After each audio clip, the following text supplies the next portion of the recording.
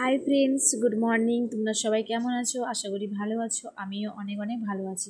তো দেখতে পাচ্ছ ঘর থেকে পুরোপুরি রেডি হয়ে যাচ্ছি ওই বাড়ি যাওয়ার জন্য, মানে আমার বাবার বাড়ি যাব, কারণ ওখানে শিব মন্দিরের মহোৎসব আছে আজকে, ঘরোত্তোলন, তাই ধুনুচি মাথায় দেবো। আর দেখো মা মেয়ে এখানে বাবা ঘরে এসেই মা মেয়ে পুরো একই শাড়ি পরে একদম রেডি হয়ে নিয়েছি মন্দিরে যাওয়ার জন্য।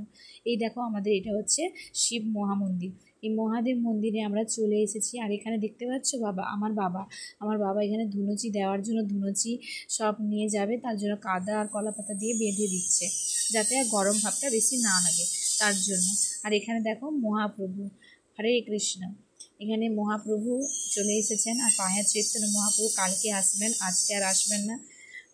আজকে আসবেন না, সন্ধ্যার সময় চলে আসবেন, এই মুহূর্তে এখনও আসবেন না।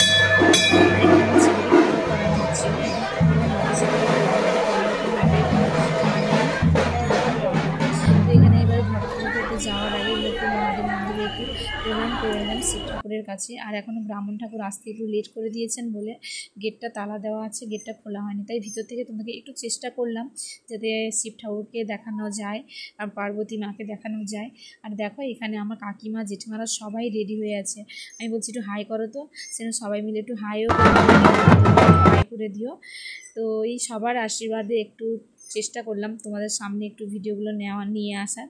তো তোমরাই জানিও ভিডিওগুলো কেমন হয়েছে, তো একটু কমেন্ট করে জানিও। আর এখানে দেখো এত বড় লাইনটা, তোমরা ভাবছো নিশ্চয়ই কত লাইন, কি লাইন, এটা হচ্ছে ধুনুচি দেবে সবাই কত লাইন করে বেরোচ্ছে।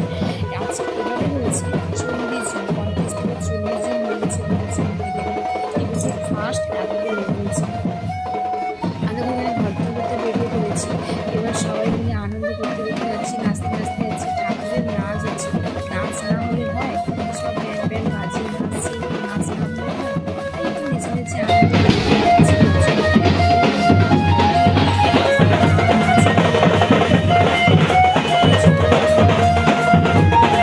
সবাই কেমন নাচ করছে, কত ভিড় হয়েছে।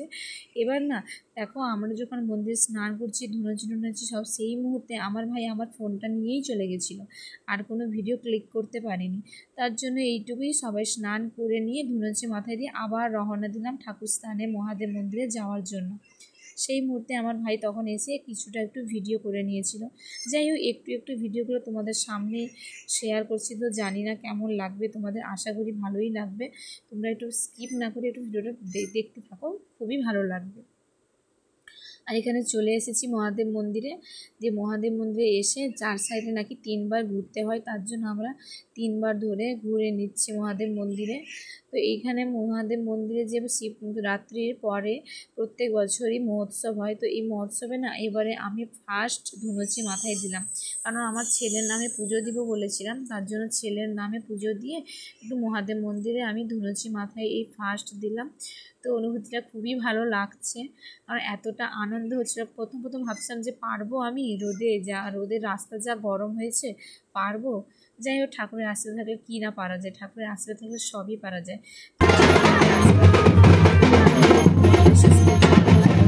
দিয়ে মনস্কামনা পূরণ করতে পারলাম। আর এখানে দেখো সবাই নাচে, মানে একদমই এনার্জি হারায়নি।